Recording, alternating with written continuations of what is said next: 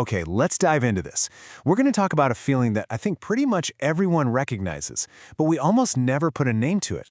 It's called the status trap, and it's all about why you sometimes feel like a completely different person when you're around really successful people.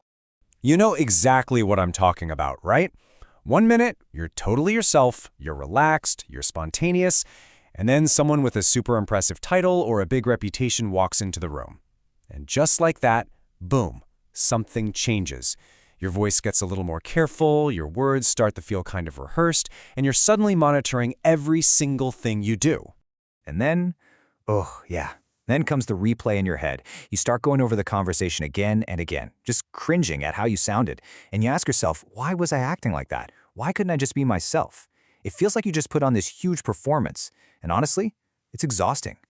But here's the big idea, the total reframe for this whole thing. What if you didn't just become fake?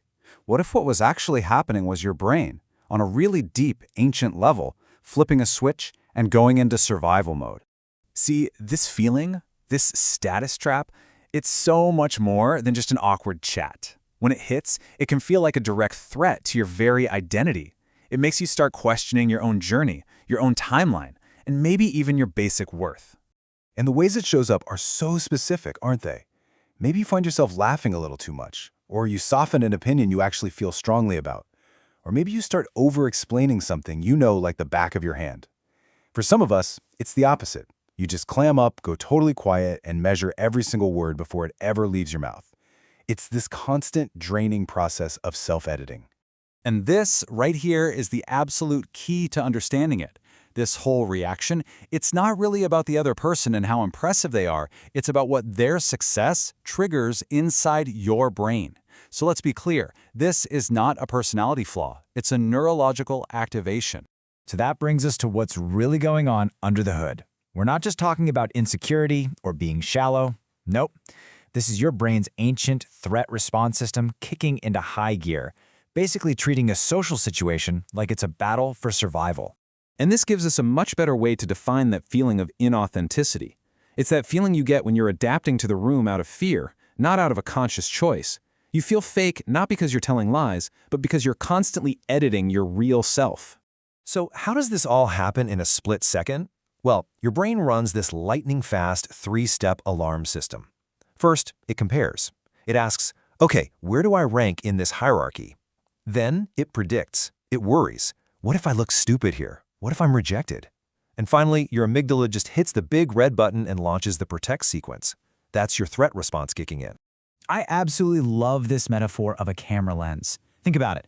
When you feel safe, your mental camera lens is wide open. You see the whole picture. You're spontaneous, you can express yourself.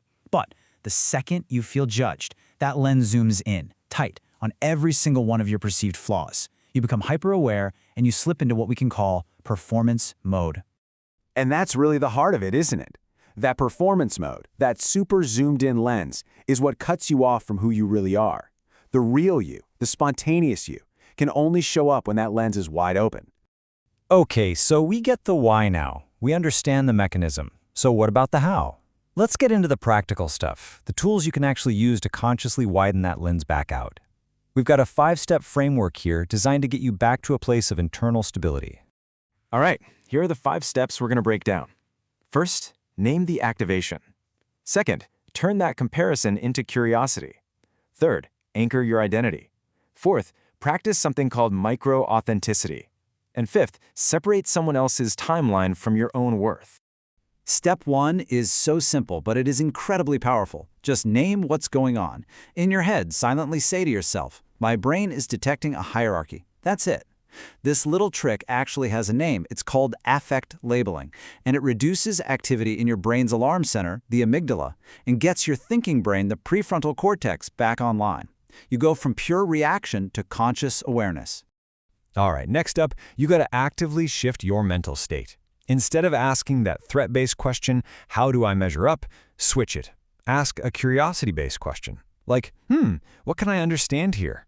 This is a brilliant little neurological hack. See, comparison lights up your threat circuits, but curiosity, that activates your brain's exploration networks. You are literally changing the channel in your brain from defense to discovery. Step 3 is all about building a stable foundation for yourself. So before you even walk into one of those high-status rooms, take a second to remind yourself of your core traits that have zero to do with achievements. Things like, I'm a loyal friend, or I'm really resilient. These are things that can't be put on a resume, so they don't compete with anyone. They give your brain a stable anchor to hold on to when it starts to feel threatened. Now this one, think of it like going to the gym for your authenticity muscle. You just practice expressing one small, honest opinion in a low-risk moment. So, for example, if someone really influential says something, instead of just nodding along, you could say, "That's interesting. My experience has been a little different." Every single time you do that, you're teaching your brain a new lesson, that being yourself does not equal getting rejected. And finally, step 5. This is all about reframing your thoughts. You have to actively, consciously separate someone else's timeline from your own sense of worth. Their success is a reflection of their unique mix of timing, luck, and opportunity. It says literally nothing about your inherent value as a human being. Your brain loves to confuse an outcome difference with a worth difference, and you have to be the one to step in and correct that thought. Okay, let's pull all this together. I want you to think of your identity kind of like a thermostat. When you're in a comfortable room, it's set just right, it's stable. But when you walk into a high-status room, the social temperature spikes, and your system overcorrects by trying to perform. And this is so crucial. The goal is not to be louder or funnier or more impressive. The real goal is to learn how to maintain your own internal temperature, to operate from a place of stability, no matter who else happens to be in the room. You stop performing survival, and you start operating from your core. And this is a line worth remembering. Your identity doesn't actually collapse just because someone else succeeded. It only feels like it's collapsing when it was built on a really shaky foundation of constant comparison in the first place. So the next time you feel that familiar pull, that lens zooming in, that urge to start editing yourself, just remember this. You don't have to put on a show. You don't need to impress them. And you absolutely do not need to shrink and make yourself small. You just need to stay present with that feeling, stay curious, and stay anchored in who you are without abandoning yourself to the moment. Because with practice, over time, those intimidating rooms won't have the power to distort you anymore. They'll just be rooms, and you'll be the same, stable, authentic person you always were.